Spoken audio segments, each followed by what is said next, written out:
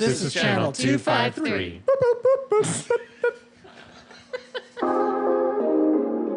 On this episode of the Grit and Grain podcast, I saw multiple people wearing Space Dust sweatshirts.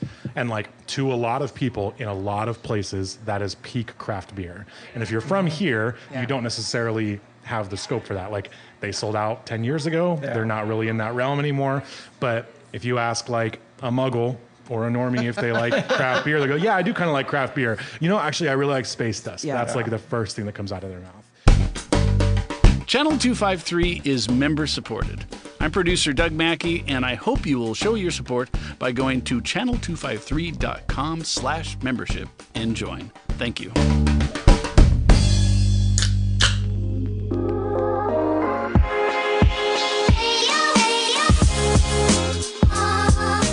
Welcome to the Grit and Grain podcast, where we explore and celebrate the craft beer industry, community, and history in Tacoma, Washington, and surrounding Pacific Northwest areas. Thank you so much for hanging out.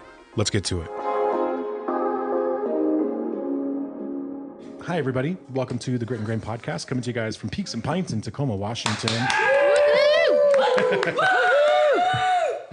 Sorry, we're just screaming. Got nothing else My to name's do. Matt McLaren. I'm here as always with Ron Swarner. Hello. What's up, Ron?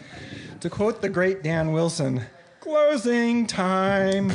Every new beginning comes from some other beginning's end. Is that your last call song? Yeah. Well, that was depressing. Yeah. But thank you. Just Thanks for singing it. Yeah. Yeah, this is gonna be a newsy episode. Bethany's hanging out. How are you, Bethany? A newsy or a doozy episode? Both. I'm great. How are you guys? You have 3 beers in front of you. Boozy. Yeah, I have 3. It's that kind of Wednesday, I guess. Yeah, It's a boozy episode. Pooja's also on mic. Doug is also on mic. Yep. Thank you guys so much. Yeah. Silence that shit. Yeah, what are your 3 beers, Bethany? I've got the new house IPA from Lewitt. It's delicious.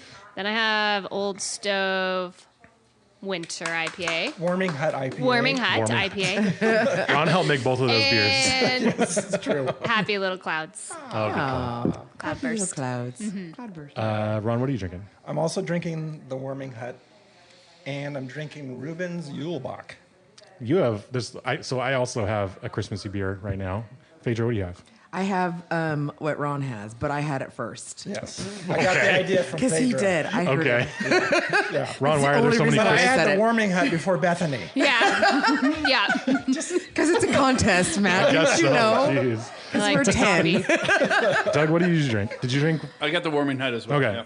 Ron, why are there so many winter beers on right now? Because our Pray for Snow party is tonight, which is Wednesday, November 20th. Not Friday. Not Friday. yeah. So hopefully y'all didn't miss it. Yeah, we have 24 winter beers on. I know. I saw Jubilee on the cider tap. I'm Yeah. like, what's happening? Sweet. Yeah.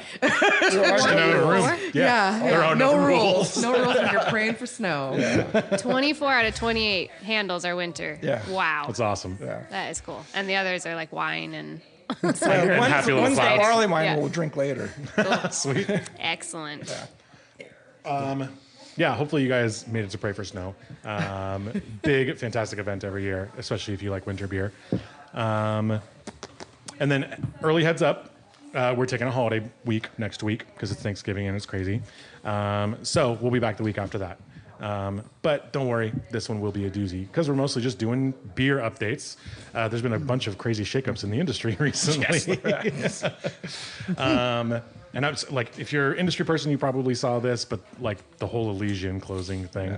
Again, very timely song there, Ron. That's why I did it. I know. That was a huge Big chunk news. of beer news, man. Yeah. And like it was so like this the speculation obviously is that like they had announced unionization efforts a while back. The Teamsters Union just approved it back in October, and then something like 20-ish days later, they were like, okay, we're shutting it down, which is a, you know, Suspicious. tough not to, yeah, it's a little sus, tough not to like, Yeah. you know, draw the union busting conclusion from that, which is a bummer. So it's the big production facility on Airport Way. Yep. What is going to go in there? I have no clue. 'Cause I was so thinking about that too. I'm like, who? Because somebody will. I would guess. Right? Probably not in this industry. It is Really? probably not going to be a brewery anymore. You don't think because so? there's like what brand makes sense to go into a brewery that size? There's nobody. Sierra Nevada. Okay, that's just my wish. That was a good answer, actually. That's a pretty valid answer. I was just talking to RJ, and Sierra Nevada's doing pretty well. Today I looked down and I had like a Sierra Nevada t-shirt on, and I had like a Sierra Nevada little clean canteen on. I was just, well, I guess I'm just You're the repping rep. everything. Yeah. You're the rep. Repping it all. Big Coming fan for over here. RJ's Big job. fan. Anyway, yeah, you don't think it'll be beer? I don't think there is any, unless it is something like that. So that's like that could be a realistic suggestion, is like a giant out-of-state brewery that wants to, like, I don't know, reduce the cost of shipping so much volume into Washington that they just produce it here and, own the building or whatever. I don't know. There could be something like that. Yeah. But Bell's threatened for a couple of years, but never made that move. oh yeah. Yeah. See, that it would be something like that. It would be a national brand that could do volume here, but it is unlikely that another local brewery could ever fill. Because there's not really anybody big enough to do it. Really? Like, even the other biggest craft brands can't grow by as much as they would need to overnight to fill that space. What's this size system? 60. Is it? Oh wow, I didn't know that. 6-0 Yeah. barrel, yeah. Okay. They're moving all the production up to Capitol Hill, Well, that was gonna. keeping Elysian Fields open. That's what I was gonna. Yeah. Because I didn't. Like a true person, I didn't read any of the articles. I just saw the titles. I just saw the headlines. I read the title and then I read the comments. Yeah, exactly, right? That's how we're supposed to do something. news, right? Better than Anyway, nothing. so I didn't know what all the details were, like the fine details as far as what was staying open, or if anything was staying open, if Fields was going to still be around, And they're putting a bunch of money into the Capitol Hill spot. Yeah, 1.7 million. Because Yeah. that spot didn't threaten to unionize. So Space Dust returns home. Yeah, Yeah. goodness, that's kind of interesting. 1996. So is that where they brewed to begin with? Yeah. On Capitol Hill. Okay. Yeah. Yep, that's the OG. Yeah. The end of the grunge era. They opened. Yeah. The comments on all this whole thing are funny. Like read the title and then just read the comments. The comments are like funny because it's just it's like people arguing about whether or not it's because of their beer, or it's because the industry is like taking a shit, or there's obviously the chunk who saw the Teamsters news and stuff. Yeah. But it's like funny to see where people are like, their beer sucks. That's this was just going to happen anyway. Probably not understanding how big of a brand Elysian is now. Yeah. I was in fucking Columbus, Ohio, going to a beer festival in the cornfields behind 450 North, and I saw multiple people wearing Space Dust sweatshirts. And like, to a lot of people in a lot of places, that is peak craft beer. And if you're from here, you don't necessarily have the scope for that. Like, they sold out 10 years ago. Yeah. They're not really in that realm anymore. But if you ask like a muggle or a normie if they like craft beer, they go, yeah, I do kind of like craft beer. Actually, I really like Space Dust. Yeah. That's like the first thing that comes out of their mouth. So it is, like, for a lot of people, a big gateway beer, and it does have a way farther reach than you would think. And it does not mean that you're not going to see that beer anymore. That's for sure. Double IPA too. I know. Never say Which is it. insane. Yeah. Yeah. So that's wild news. Such a huge, I don't know. It's a big, it's like a big empty space, I think, left in craft beer in Seattle, honestly. And nobody knows like the head count of who's losing work. Well, their we've heard jobs. something like 2 or 90. Yeah, somewhere between there. Wow. Jeez. And it's Yeah. during the Quite a holiday range. season, which sucks. Yeah. Well, it's got to be closer to 90 because, like, you can't close down a 60-barrel production facility and only 2 people lose their jobs. Like, Yeah. there's going to be a lot of people out of work, For sure. unfortunately. Mm-hmm. Yeah. But it could mean that you can say what you want about Elysian, but they hired very skilled people, and it is possible that the market is about to be flooded with very good beer industry professionals. Right. Anyone want to clean lines for us? So- Let me know. I think we're supposed to pause. So did they? I think we're pausing. Did they ever? I think we're pausing. Oh, we are pausing. Are we pausing? You didn't have to. Oh. Oh. Okay. So at the Capitol Hill, did they continue to do like small batch stuff there too, or was it like decommissioned, and then they're bringing it back online? Do we know? That's actually good. I think That's they were a good still question. I don't know. doing small batch stuff, and I think that's where they were fucking around with hop water for a little bit. That's where that was being. okay. That's where that was being produced as Okay, well. got it. Okay. At least as far as I understand. All right. So they were still doing stuff there, but I think now it's like the Now it's gonna majority be- of their local everything's gonna production be is right there. Yeah. Because does Fields have brewing Yeah. abilities as well? Don't they have a brewery I think too? they do. Maybe not. I don't know either. But I bet you if I read the article, it would tell me. I was always so busy to get in. But the Capitol Hill spot, like I just from a brewer standpoint, all of a sudden like, oh, you have a lot on your plate. Like Yeah, the totally. brewer, the head brewer of Yeah. The Capitol Hill, all of a sudden is you have to take on what a 60-barrel brew house was doing. Yeah. Over here. Right. And all the that's rough. pumpkins. And all the pumpkin beer. Did I even think about that? Yeah. Because what are the pumpkin beers getting moved to AB facilities now? Because there's no way. Yeah. Yeah. Right. Yeah. There's other places that they can go and brew, but For anybody unfamiliar, I think all of their beers still swept the pumpkin category. And Yeah. I don't know how nobody else has figured out like whatever their secret sauce is to pumpkin beer, but they're still the best ones. Yeah. Pumpkino. Yeah. It's so good. I drink it every year. It's Yeah. great.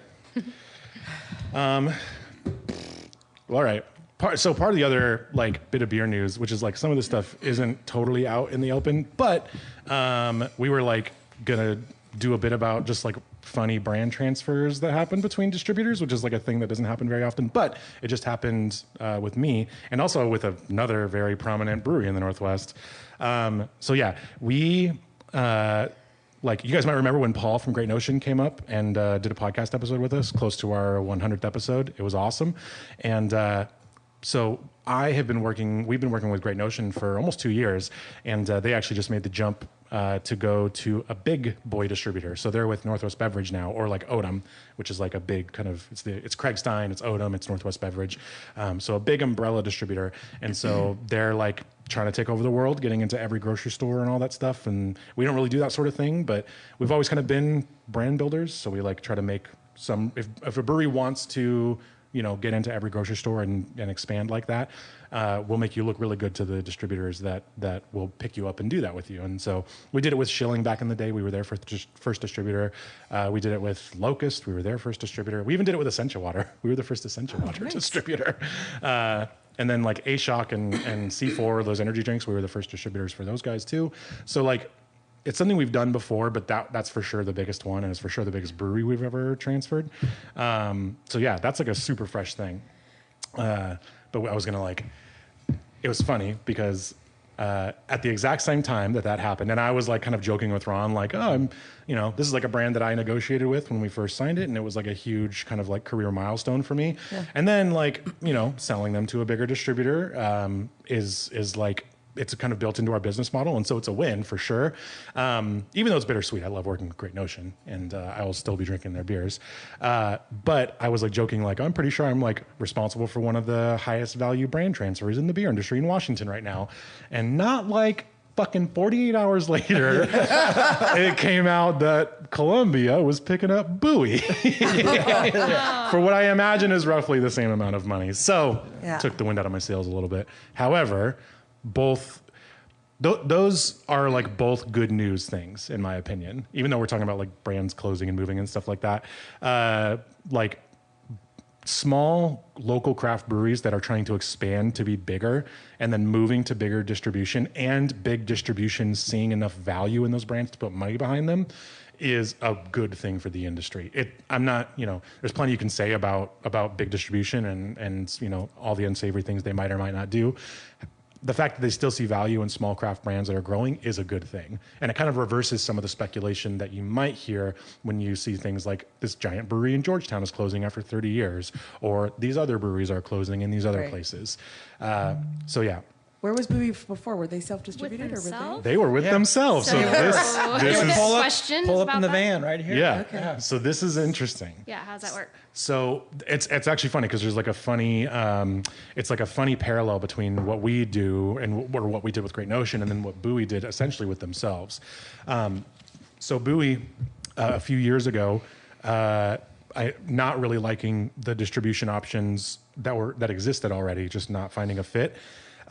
decided that they were just going to start their own, which is rad. And it's something that other brands have done. Stone very famously does it. Fort George does it.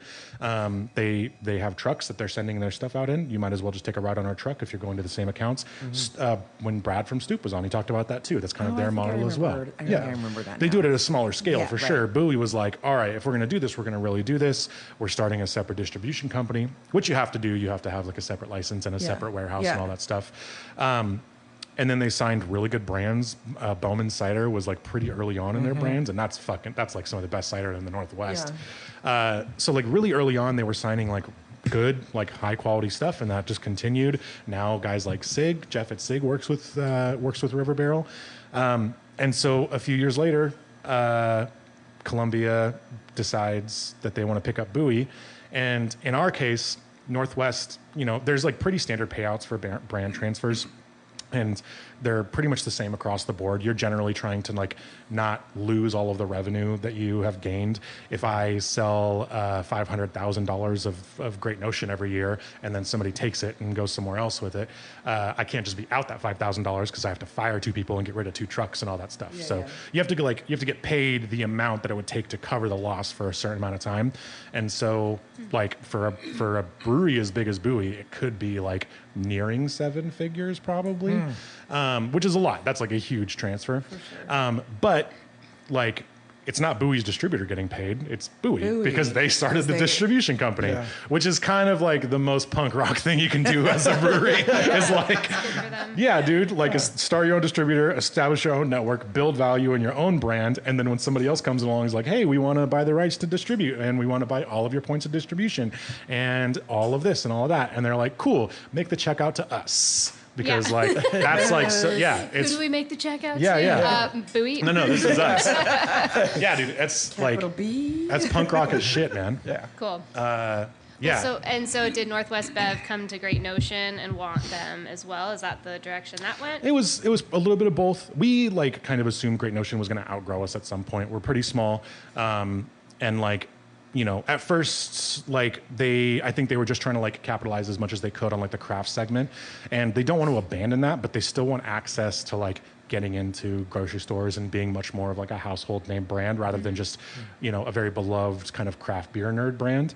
So Northwest and Odom overall is probably the best choice because they do have a lot of, like they still have Fort George, they have Rubens, they have like great brands that are similar to Great Notion in that way. So they'll fit in really well. They're kind of on the craft side, but through them, they'll have access to a lot, getting into Kroger stores, getting into Safeway stores and like more major chains.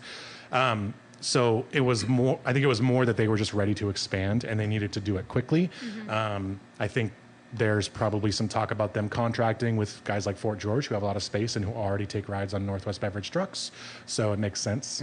But it was probably more that Great Notion was like, okay, we're ready to expand. We need to do it quickly.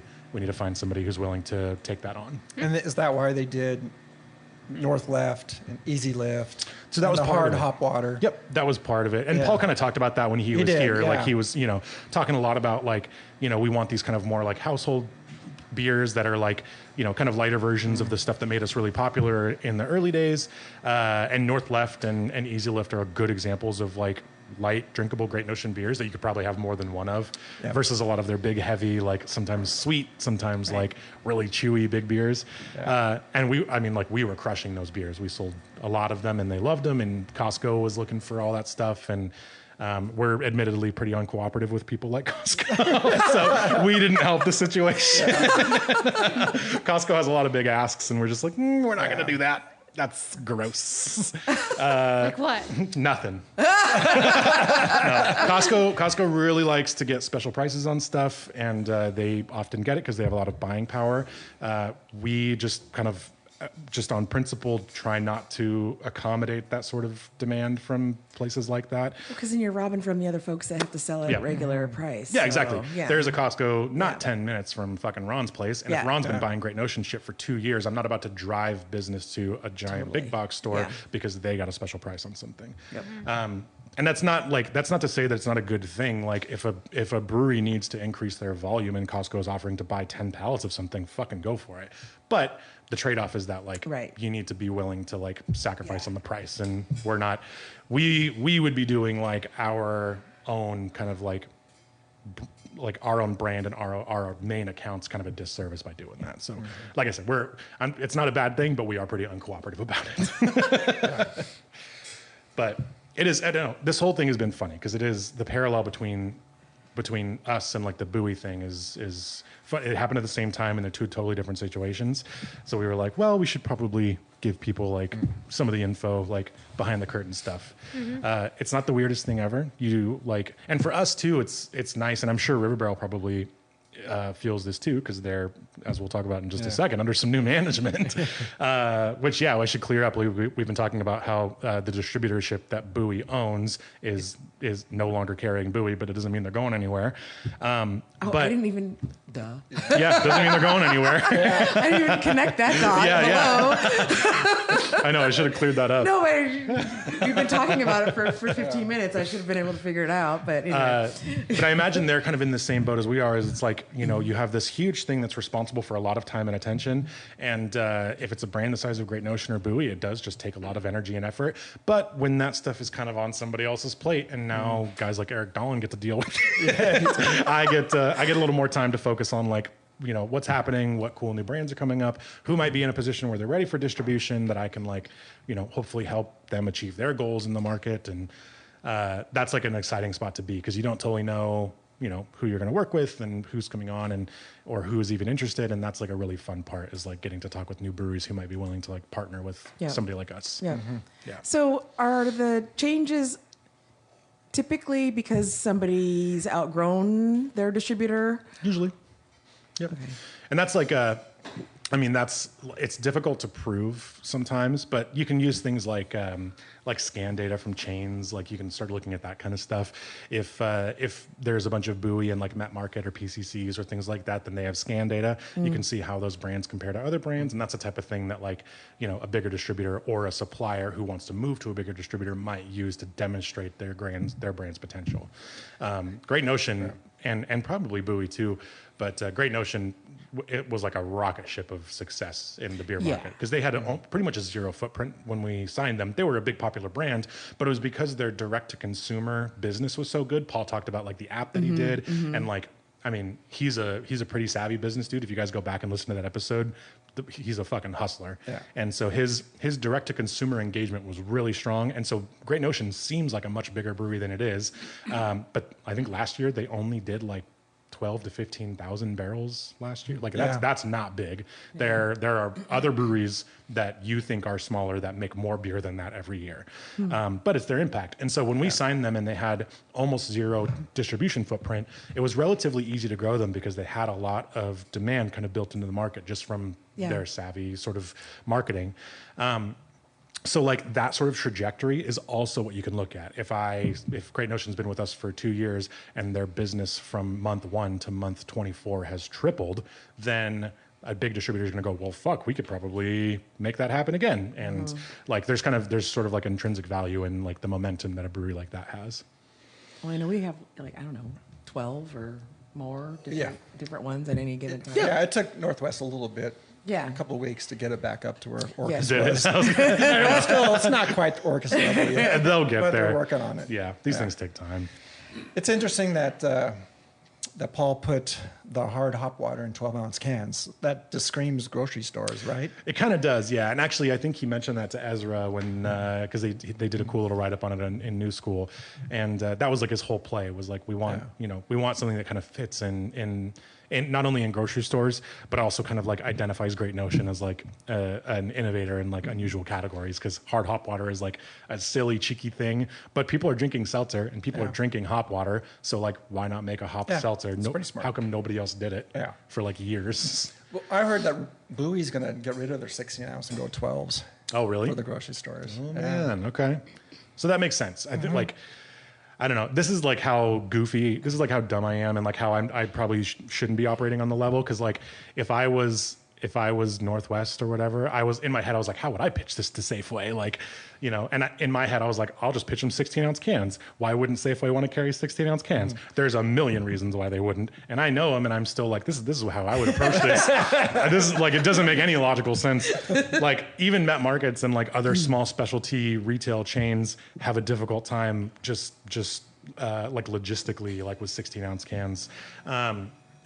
Like there's all kinds of measurements that like dollars per foot is like a measurement of value that you would use on grocery store shelves.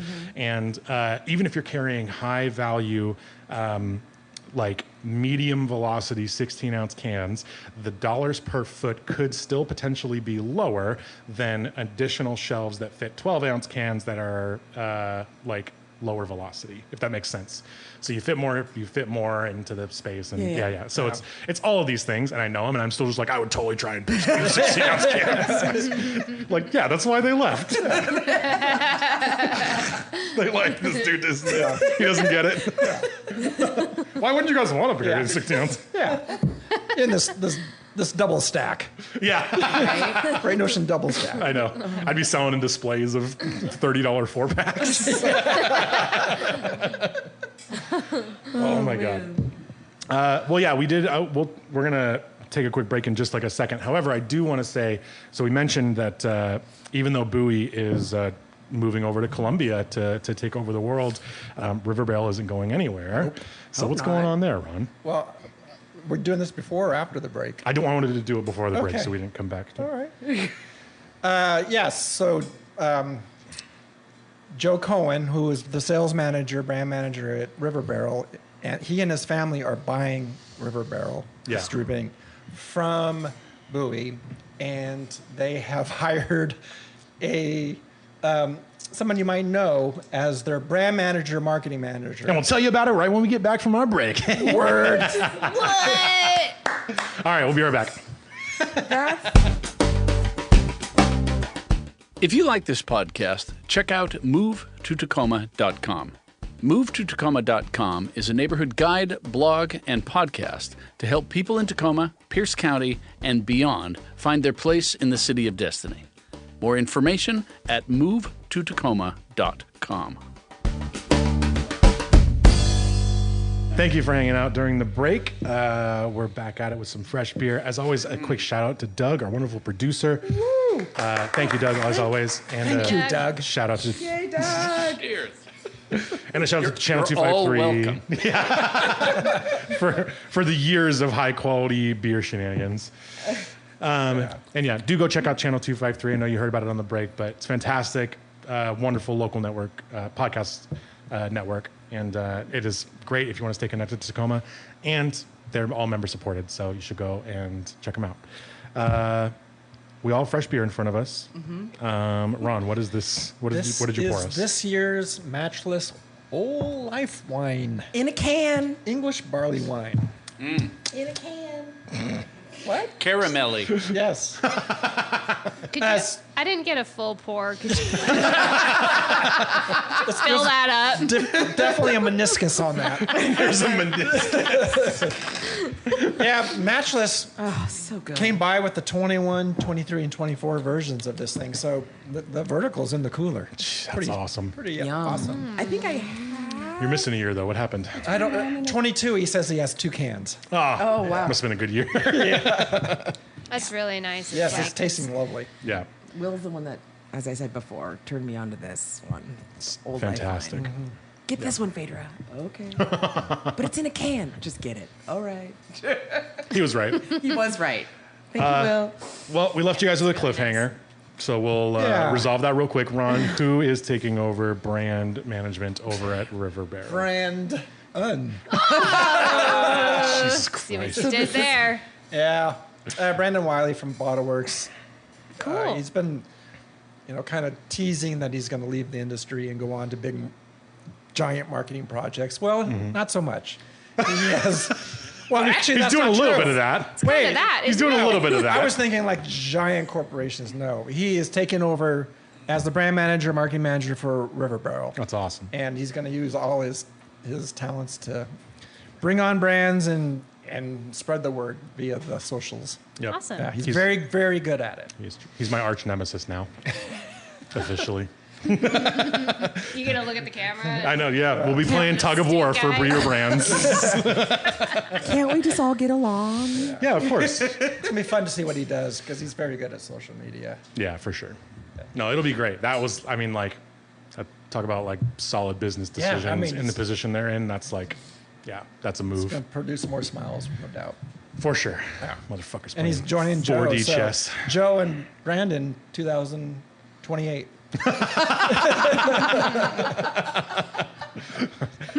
Honestly, that's going to be his first marketing run as those posters. Cohen Wiley. Oh my God, that's hilarious. So yeah, there's, like we said, brand transfers like the ones we've been kind of talking about they are good news. It doesn't seem like it, but it is still people finding value and pumping money into the craft beer segment. There's still craziness going on for sure. And actually there was craft beer business just did a fantastic write-up called The Retreating of the Elephants, which I'll send you if you haven't seen Please. it. It's essentially about how big beer brands are, how they've been unloading a lot of their craft portfolio. So the Tilray buyout, for instance, we talked about that. Fantastic write-up of what that kind of means for the industry as a whole, and what sort of solutions they're kind of clawing at when they do this sort of thing. And essentially the thesis of the write-up was these guys have pretty much stripped all the bark off of the tree at this point, and now innovation is really the only thing that's left to kind of capitalize on. Yeah. But nobody's innovating at the level of this business that big giant corporations are operating on when they buy craft brands. So that's why they're mostly dumping their assets to whoever will pick them up, like a weed company. Right.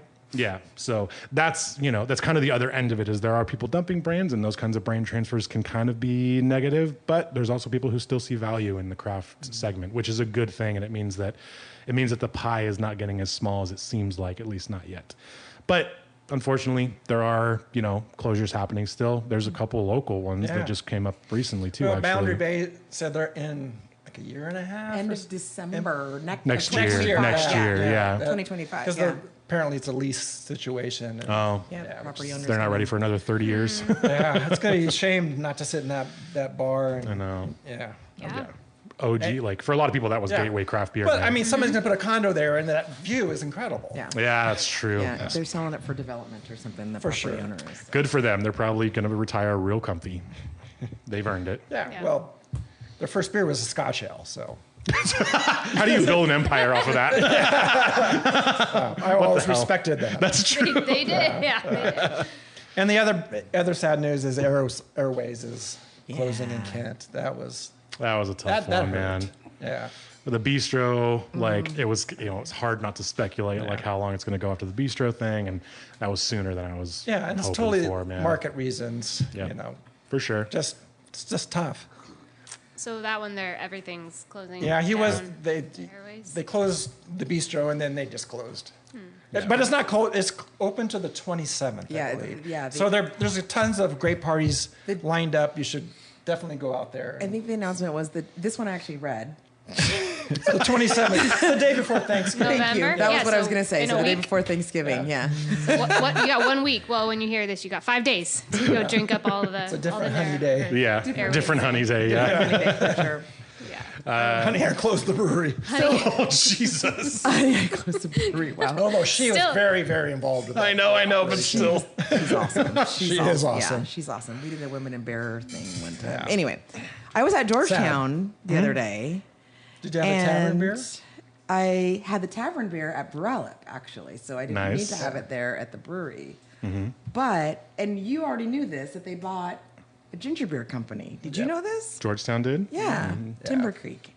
Anyway, and then Manny happened to be in the tap room Yeah. doing some tasting and everything. So I talked with him and Matt Connolly about their plans for expanding. Yeah. And making Timber Creek kind of bigger, and Which is cool. Yeah, That's a good thing. Yeah, so that's a good news, as opposed to Yeah, they an got their- expansion of whatever. Yeah. Their light lager out there now too. Yeah, the the tavern tavern. beer. Yep. Yeah.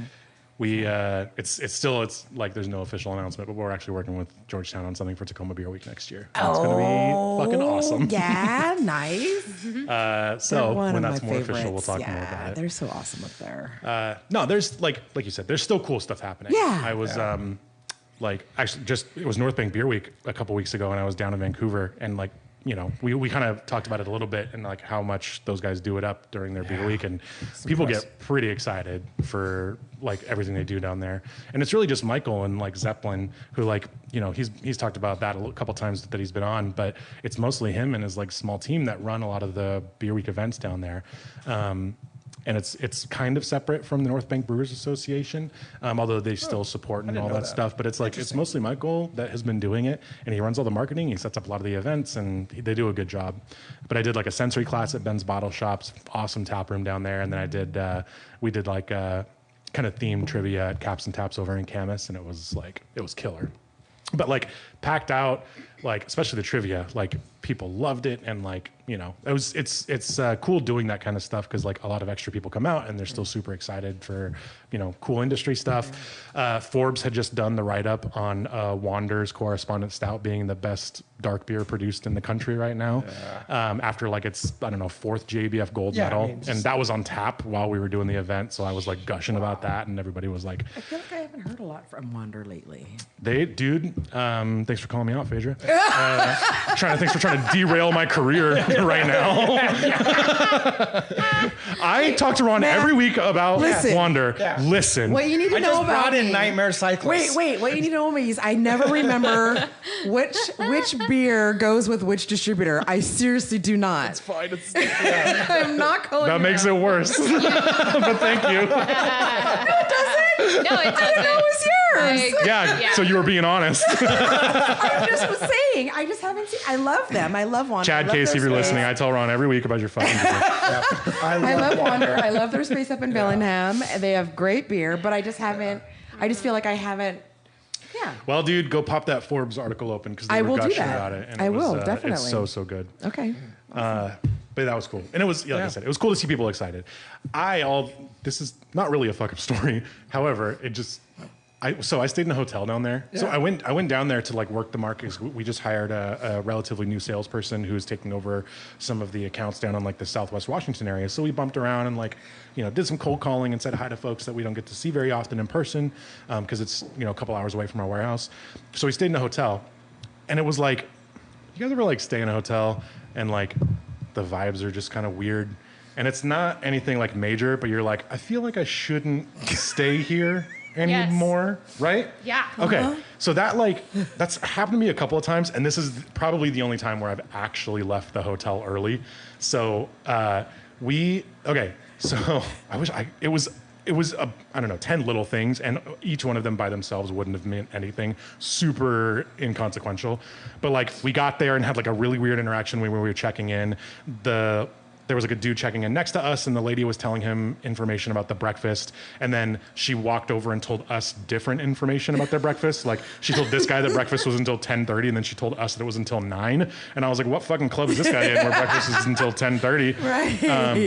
And I was like, so is it 10:30 or 9? And she was like, oh, it's 9. And I was like, okay. What? All right. And then my sales dude is standing like right next to me, and then she goes, are you guys together? Like asked if we were and like I literally just told the other woman that we were there for work, like we're traveling on business, so like obviously we are just associates. And she was like, are you guys together?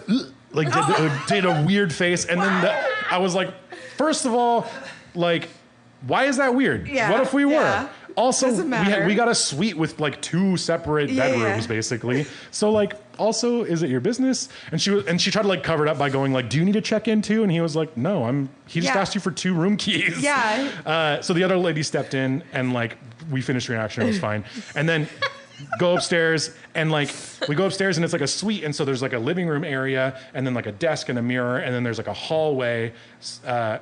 And then it's like 2 beds right here, right? The TV isn't in the living room or the bedroom. It's in the hallway, facing the hallway wall. So you can't watch TV unless you're standing in the hallway, like right here looking at the TV, and you couldn't turn it enough. And I was like, this is the weirdest place a TV's ever been put. Like, this wouldn't mean anything, but after like the weird front desk thing, like I feel like this is weird. And so we go out and we do our event, we like work the market, and we get back kind of late, and it's like, I don't know, midnight, and the people in the room above us are having like a fucking screaming fight. Oh no. Like really like yelling. And it was so loud that I like put my pants on and like walked outside the door. Cause I was like, it sounds like I need to intervene in whatever is happening. And it sounded so close that like, it's like it's in a hallway right next to us. So we realized it wasn't out there. It was upstairs and it was like 30 minutes of this. So I finally like, it was loud enough where I was like, I'm going to snitch on these fucking people. So I called the front desk, which I'd never done before. And I was like, hey, I need to make like a noise complaint or whatever. The people above us are having like a very loud disagreement. So I hear their phone ring. Oh, jeez. And I was like, you should send somebody up there because it sounds like somebody's going to get hit. Yeah. And I hear their phone ring, and then like they stopped for a little bit. And that was weird. And then I got up early to go eat breakfast because I was like, it ends at 9. You only had till 9. Yeah. And so then so I get up at like 8 o'clock and I go eat breakfast and I'm working and like doing shit. And there's like no coffee. And that was fucking weird. What hotel has no coffee? Yeah, not have coffee. Turns out it was in like a separate room that you had to go down a hallway for. Like there was counter space to put fucking coffee spots. There was a TV with the coffee. Like why? And there's no sign that says the coffee's over here. I just saw a random person walk out. And I was like, how did you know the coffee was over there? And then like 9:15 rolls around and nobody's fucking cleaning up the breakfast. And I was like, you liars. I got up early to come eat the breakfast. And so then I was going to text the sales guy who was with me. And then he came down and then it was like 9:40. And then they started cleaning up the breakfast. And I was like, that's neither of the times that you guys fucking said. And then like while I'm eating, this dude comes in who was obviously like, struggling. Okay. And so he was like, hey, can I use the phone? And she was like, yeah, you can use the phone. And he sits down and I'm like working and it's not bothering me, but he sits down next to me to like use the phone, but he just pretends to use the phone. He wasn't actually using the phone. He was just hanging, right? Okay. And I was like, whatever, not really bothering me. But then he starts like, the phone is right next to their computers. They're out in the front lobby. And he starts like pretending to like be on the computer. And I was like, it's not really bothering me, but it's kind of distracting. I'm trying to like do shit. And then like the lady comes up to like tell him to leave. Yeah. And then he like runs behind the front counter of the hotel. I was like, I have to like intervene with a second altercation at this fucking place. So I'm like joking. Get a hold of yourselves. Yeah. So I was like, fuck it, I'm leaving. So we like went early and like started doing work. And then we were out until pretty late. It's like Tuesday night. And we got back to the hotel and we were already like, you know what? We should probably just leave. Like the vibes are weird and none of these things would make a difference on their own, but it's just all been so funky. Let's just fucking bounce. And so we get back and there's nobody at the front desk at like 12:30 in the morning, which is like a little weird, but we were like, whatever, let's go grab our shit and we'll like bring. Yeah. So we get all of our shit. We come back down and there's still nobody at the front desk. And so we're sitting there for like, I don't know, 3 or 4 minutes, like long enough where it was weird. And the guy, my sales guy was like, you know what? I'm kind of tired of being here. Hey, yo! And like yelled. And then I swear to fucking God, like you hear from like the office behind the front desk. Yeah. And the door that's always behind them. The dude that comes out is tucking his fucking polo into his jeans. And we were like, hey, we're leaving. And then we just like put the things down and left. And like, he didn't say anything. He didn't ask if we were checking out early. He was just like, all right, cool. And then like took our cards and then like went. And so we sat in the car and just both started dying laughing.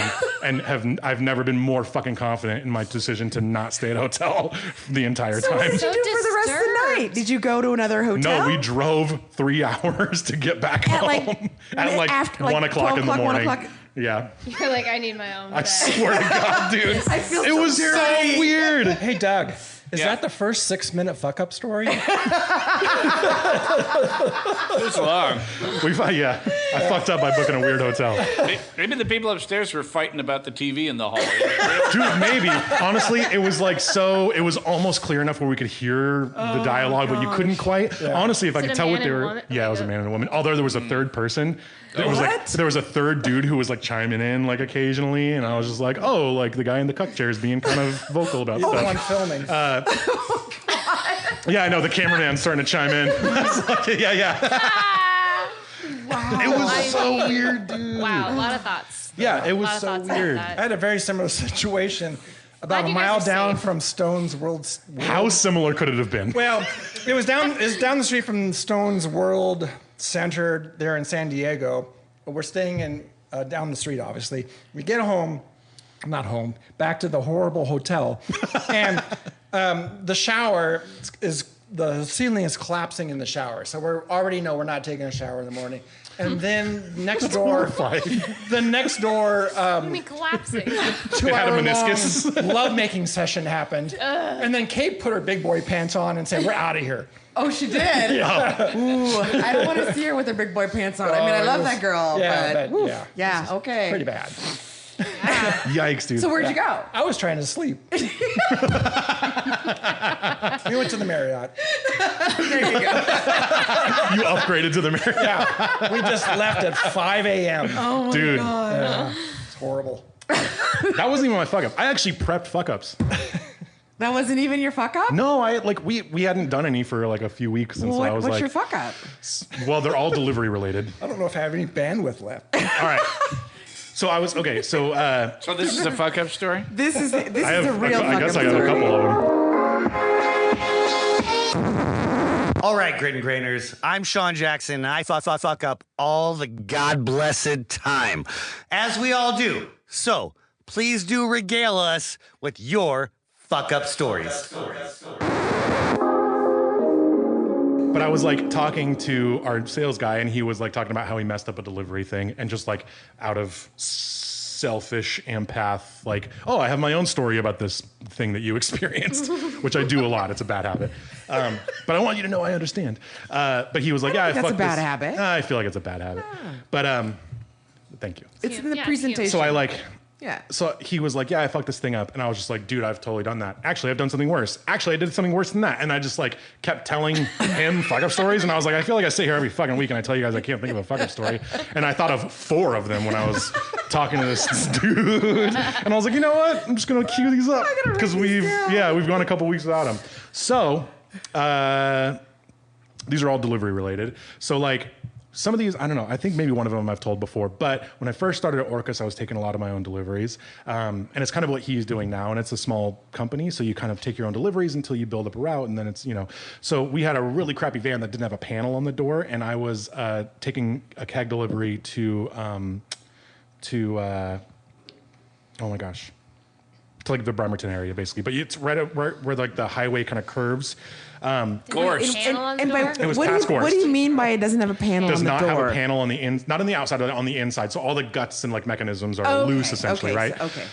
So as I'm getting back on the highway, going like around this curve, I'm going like 50 miles an hour, and one of my kegs tips over and hits the exposed panel on the door and hits like the mechanism that pops the door open, and so the van door whipped open, and the keg like. I was so sure the keg was like gone, and I was like, I'm going to destroy somebody's car or kill somebody or whatever. Oh my gosh. And so the door it whips open, but then gets, nope, so close. The door whips open, and the keg lodges like right in between the footstep and the actual door, so it doesn't go anywhere. Yeah. But I had to like slam on my brakes like in the middle of the highway, and it was like my 3rd week there. I was like so stressed. Oh my gosh. So that sucked. Not my fault.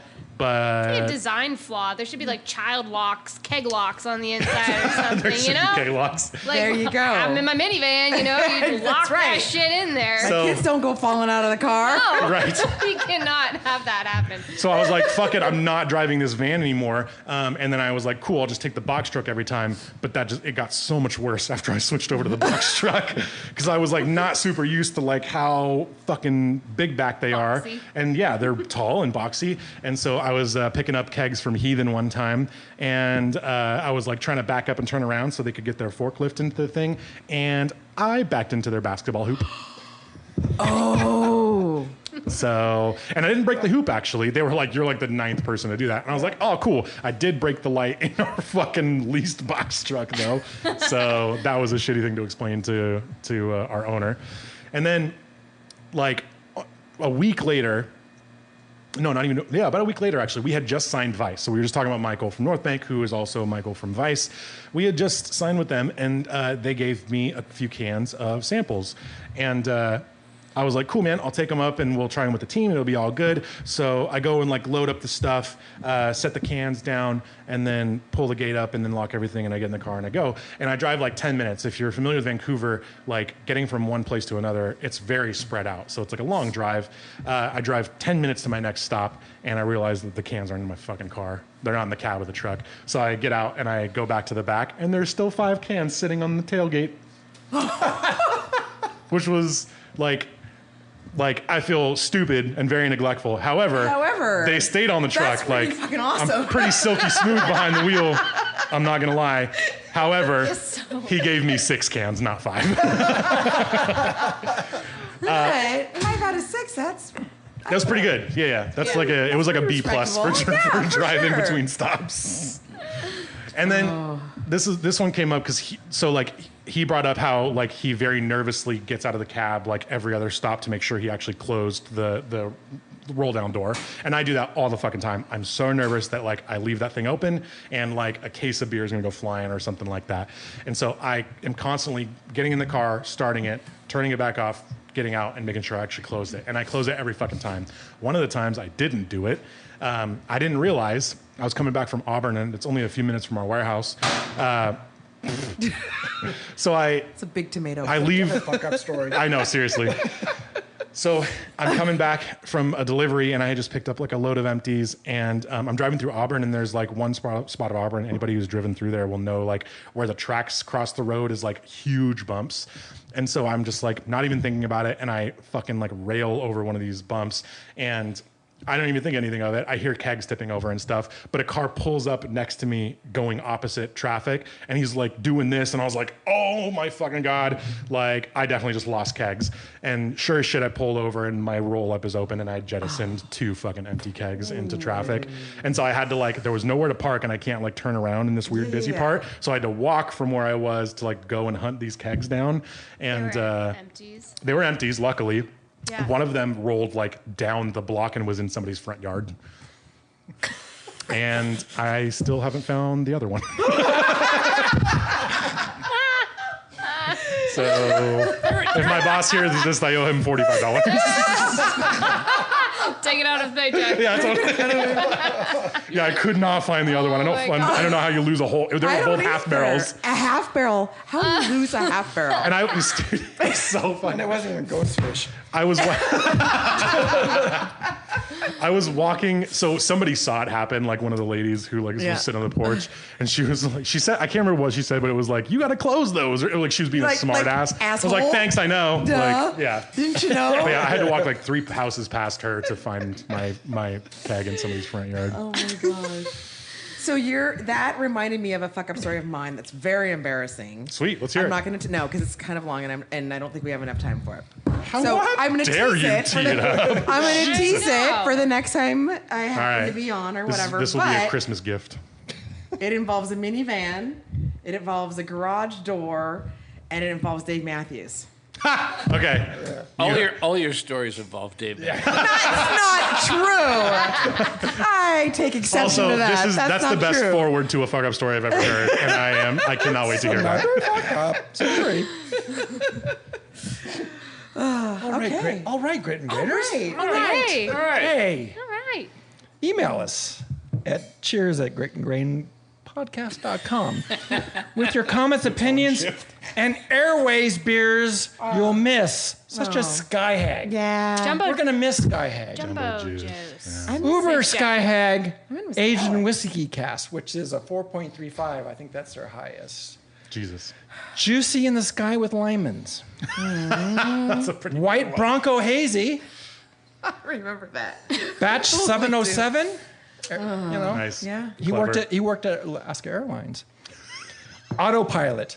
I remember the can. It was from the movie Airplane. It was Auto. Oh, yeah. It was the actual Auto. Yeah. Very Loud Lady, double IPA, Thing on the Wing IPA, Twilight Zone. I was going to say, yeah. 9, German Pilsner, big old jet airliner, Finding Nemo. Steve Miller, frequent rider, and recently final departure Russian Imperial Stout. Cheers, Alex. Cheers. Yeah. We read and drink everything we Cheers. receive, and we try to respond as fast as we can. If not online, then on air. Cheers. Cheers. Sorry, just a second. I gotta cheers. Okay, I'm back.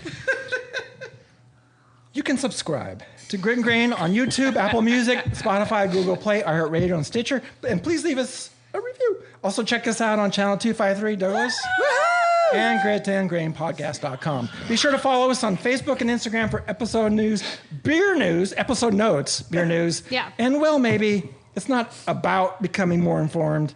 It's not just about pumping more healthy food into your divine flesh. It's not just about licking more sweet spots on your lover's skin. Not solely, anyway. It is, in fact, about doing all those things hand in hand with the sly and elusive energy called consciousness, presence, awareness. Did Kate it's about write this? avoiding the cheeseball new age stigma that's mutilated the luminous terms, and instead choosing to use them to stick yourself in the moment. To the right now, plumbing it for all its heat, so when you eat that organic sandwich or lick that lever, it positively curls the toes of your Jesus id. Christ. Of your what? If this podcast is not what you expected, please alter your expectations. So White Pass Ski Resort has 4 inches of new snow. Or as I see it, 8 inches. No such thing as a bad time to visit Tacoma. No such thing as too much barley wine. Tune in next Friday for more sweet chatter. Cheers. Cheers. Oh, man. Thanks again for tuning in. Don't forget to follow us at Grit and Grain Podcast wherever you get your social media and catch new episodes every Friday. Cheers.